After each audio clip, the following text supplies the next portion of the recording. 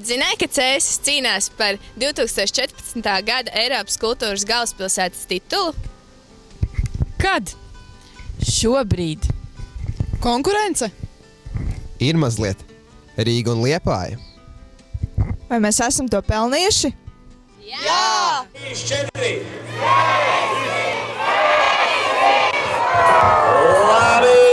Un kā tu domā, kāpēc Cēsis iegūs Eiropas kultūras galvaspilsētas titulu?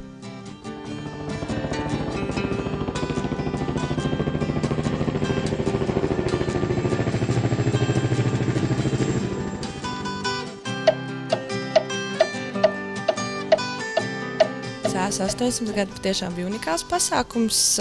Cilvēku bija ļoti daudz.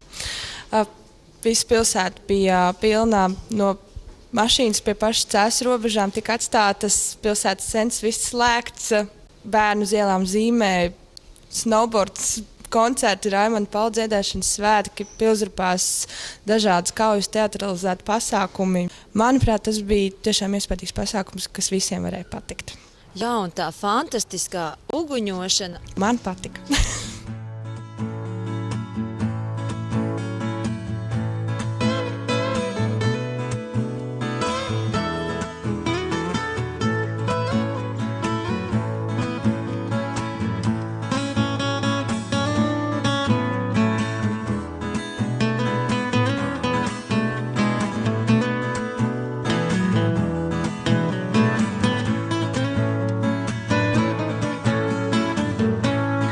Bija koncerti, mākslas festivāls un viss ļoti, ļoti jauki.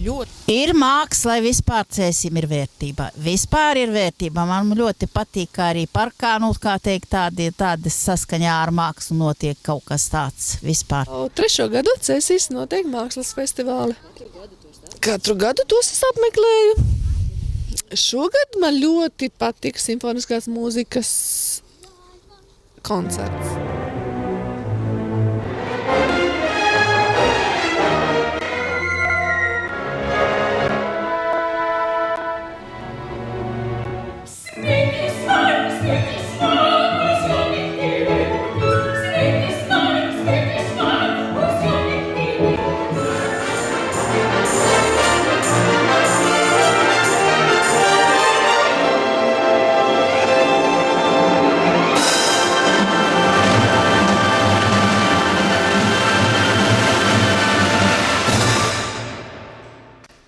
Manuprāt, Cēsis ir pilsēta, kura var lepoties ar savām senajām tradīcijām. Jā, protams, man jau vispār patīk tas, ka arī tie tirdziņi ir tādi, kur amatnieku, kad cilvēki var izvēlēties kaut ko, kas ir Latvijā ražots.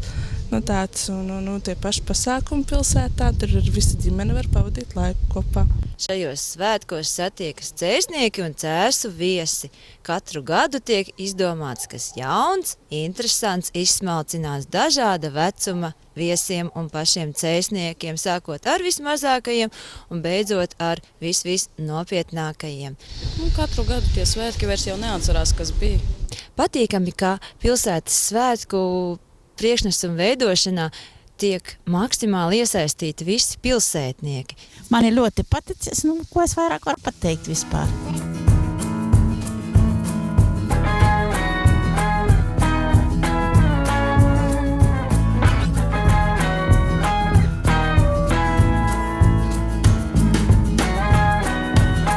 Pilsdrupas noteikti. Pilscēsu. Pilsdrups. Pilsdrups. Pilsdārs. Pilsparks. Arī skaists. Tieši Latvijas mērogā tā noteikti Cēsu pils. Nezinu, tā pati pils ir pati par sevi jau unikāla, jo reti jau kur Latvijai tad tā atjaunota vietām, un tā apskatīt viņu var. Tāda pils un tāds parks, man liekas, tas Cēsīs ir unikālākais un labākais, man liekas, ko es varu iedomāties.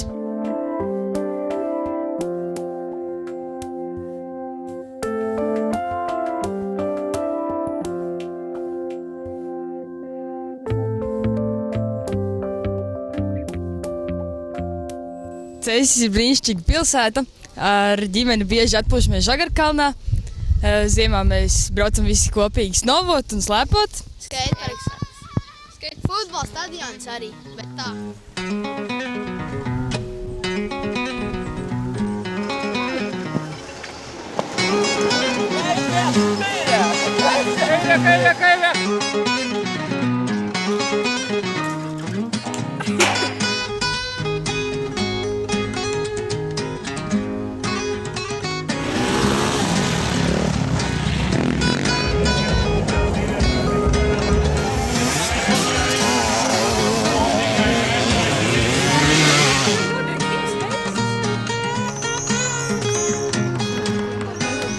Tāpēc, ka Cēsīs ir ļoti skaisti parki. Lielais parks, mazais parks bērniem. Ir vienmēr sakopts un tīrs. Ir daudz pīles, ko pabarot. Māja parks arī. Un arī šitie puķu grozi un viss, kas, es domāju, ka Cēsīs ir visskaistākais, jā.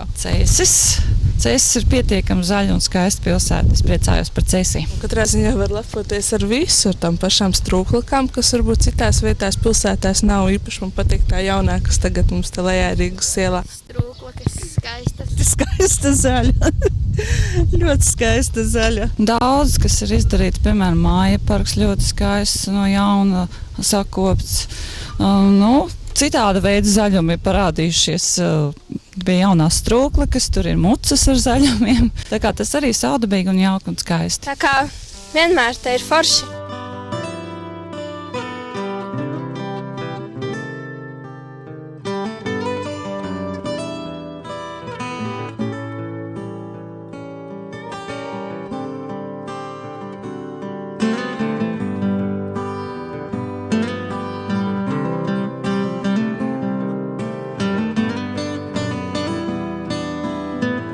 Jā, protams, uz to kandidē arī Liepāja un Rīga, vai ne? Bet tā kā mēs zinām to, ka meitene no Liepājas, bet mēs zinām to, ka Cēsis savā laikā ir bijusi Latvijas galvaspilsēta un nevienreiz vien. Tad es domāju, kā kultūras galvaspilsēta Latvijā Cēsis noteikti varētu būt, vai ne? Un es domāju, ka 14. gadā mēs, protams, Rīgā izgriezīsim pogus, tas pats par sevi saprotams, ar Liepāju mēs pat cīkstēsimies, bet es domāju, ka tas nāks gan Vidzemē, gan Latvijai tikai par labu. Viss Cēsis ir unikāls. Cēsis ir Latvijas vēsture. Visās nozīmēs, no vissenākajiem laikiem līdz mūsdienām. Paldies!